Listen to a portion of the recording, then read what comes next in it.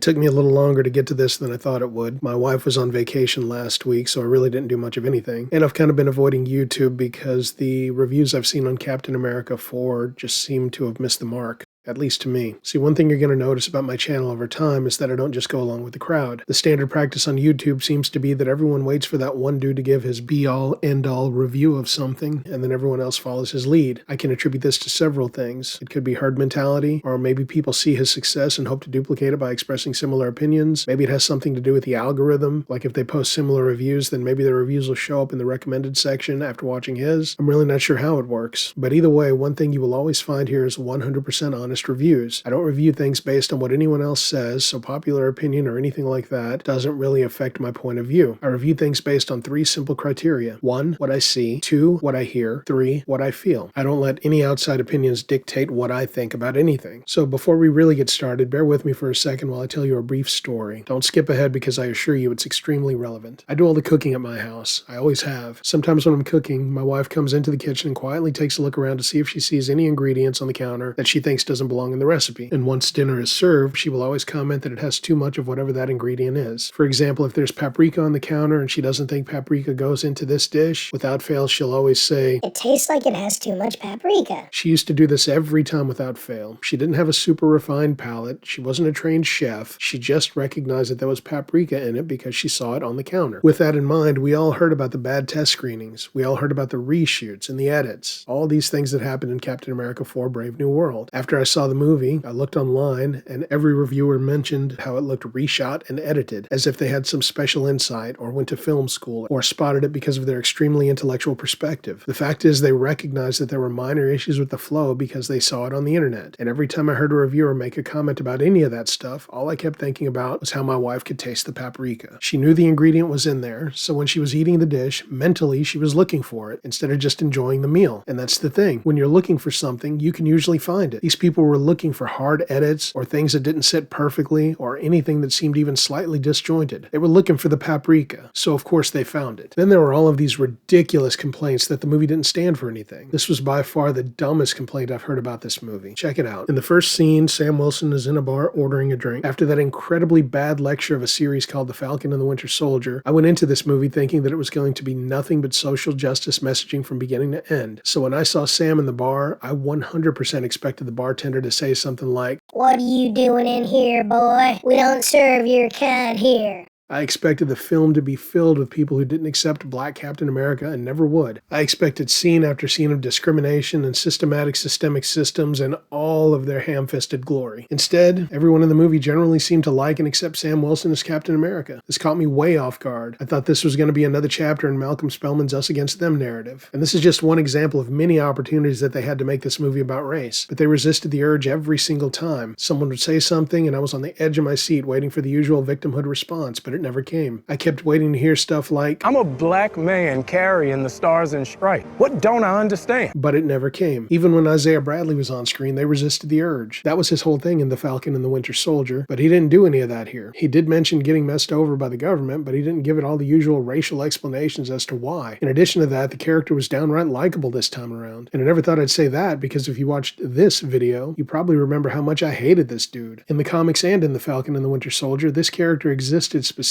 to undermine Steve Rogers and all of his accomplishments. In this movie, he was just another character. One of my biggest pet peeves is when they take a character and define him by his race. I don't need to see a black Isaiah Bradley. I'd prefer to just see Isaiah Bradley. You don't have to slap me in the face with his race or his experiences or his systemic systems or whatever. Just show me a dude. Tell me his story, and I'm pretty sure I can relate to him on some level. We are all dudes after all. So with that in mind, I am extremely happy that this movie didn't stand for anything. Then there were the complaints about the CGI. This is low IQ stuff to me. Do you really have to have perfect visuals to understand a story? Good or bad, the CGI never bothers me enough for me to even notice. Visual storytelling doesn't need to be perfect for me to get it. It seems like such a stupid complaint. As I said in another video, they could use stick figures and I would be fine with it. My brain fills in the blanks just fine. I mean, really, I grew up on Godzilla movies. When I was watching those movies, I saw Godzilla. I never once thought, "This looks fake. You can tell it's a dude in a rubber suit." And then there were the complaints about the attempt to tie up loose ends. this. I've seen it described as a jumbled mishmash. So whereas before Marvel was criticized for leaving certain elements unresolved, now they're getting dinged for resolving those elements. I was glad to see it. I'm not particularly a fan of the leader, but that needed to be resolved as well. And there wasn't anything about that felt forced or mishmashed to me. I thought the introduction of adamantium was also pretty important considering where the MCU is headed with the whole X-Men thing. Connecting movies has always been a consistent aspect of the MCU. It's done to create a cohesive narrative that ties together different movies, plots, and characters. It's incredible to me that I have to explain this. I mean, clearly everyone else on YouTube giving this thing bad reviews are way smarter than I am, so you would think that they would know all of this already, but I guess they missed it somehow. Fans of the MCU used to appreciate this approach. Now they all seem to hate it. Then the use of familiar tropes was criticized as being boring. Again, I disagree. If ever there was a time that the MCU needed to go back to basics, it's now. After all of these flops, we needed an old MCU formulaic approach to provide hope for the future of the MCU, as well as consistency and familiarity that many fans enjoy. These tropes offer a comfortable framework for the events of the movie to unfold. Let me give you a quick example. If you're a music fan, you may have heard the new Dream Theater record. A lot of fans complained that there was a subtle familiarity in every song, that it was nothing new, that it was formulaic. I personally enjoyed the record for that very reason. Bringing back their old drummer was a risky move in my opinion, so a lot of people were concerned. With that in mind, they went back to basics. They put out a record that signaled to the fans that we are back. You either get that or you don't. Now let's talk about the plot. The plot was repeatedly described as aimless and lacking coherence. Did you guys really have trouble following the story? If I had one criticism about this movie, it's that the story was almost too straightforward. But so many reviewers mentioned that it was hard to follow. I don't get it. I don't really understand where the disconnect was for some of you. Then again, maybe we're talking about the paprika again. Then there were the complaints that the inclusion of fantastical elements like the Celestial and Red Hulk seemed outlandish in a spy/political thriller. I would argue that the blend of reality and fantasy is what the MCU is built on. Anyone in the audience who didn't enjoy this may not fully understand any movies. Suspension of disbelief is a thing. I mean, Star Wars is a political drama, and it has fantastical elements like laser swords and little green men lifting things with their minds. Suspension of disbelief is something that people only want to acknowledge when it's a franchise they love. When it's a franchise they hate, suddenly a flying man blocking a missile with a shield is just too much for them to handle. The biggest complaints I've seen: Sam threw the shield and it came back to him. Sam cut an airplane wing with his wing. Sam got gutted with an axe and was just fine. There was gamma radiation in the White House and nobody died of radiation poisoning. Again, this is where suspension of disbelief comes in. You're watching a movie from a franchise where a dude with balls for a chin snapped his fingers and half of everything disappeared. But you're questioning whether or not Sam can take out a missile using a shield? If this bothered you because it wasn't realistic, maybe this genre just isn't for you. Thor throws a hammer and it comes right back to his hand every time. But you have an issue with Captain America throwing a shield that comes back to him? Yeah, I get it. One is magical and one's not. But the point still stands. Superheroes throw things and they come back to them. That is the nature of being a superhero. Batman does it with batarangs all the time. It's highly improbable in every scenario. I get it. But ultimately, maybe you could just relax and enjoy the movie. Now, if I did have one complaint, it was that I didn't like the actress playing Sabra. Originally, she was supposed to be with Israel's Secret Service, but they changed her character. Even so, they cast a Jewish actress in this role. My only question is, was Gal Gadot not available? Sam. This would have been a great way to introduce her to the MCU. And with James Gunn over there ruining the DCU, she certainly seemed like she would have been available for the job. I think putting Gal in this role and expanding it a bit could have helped with the success of this movie. Now, I'm not new to the internet, so I'm sure the internet will tell me all the reasons that I should have hated this movie. But I was entertained, and there wasn't one shred of victimhood, not one mention of race, no message about social justice or systemic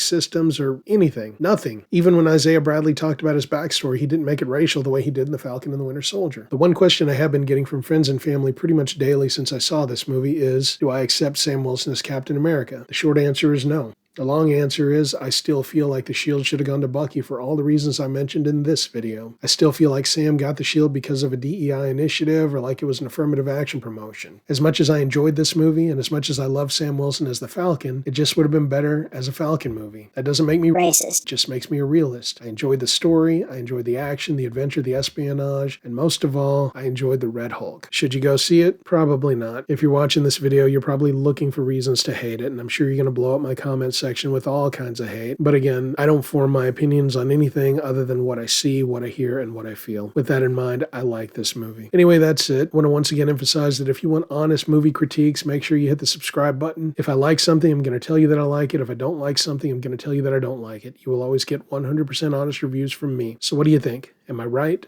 Am I wrong? Am I racist? Let me know all the reasons that I'm an idiot in the comments section. Like, share, subscribe, and I will see you next time.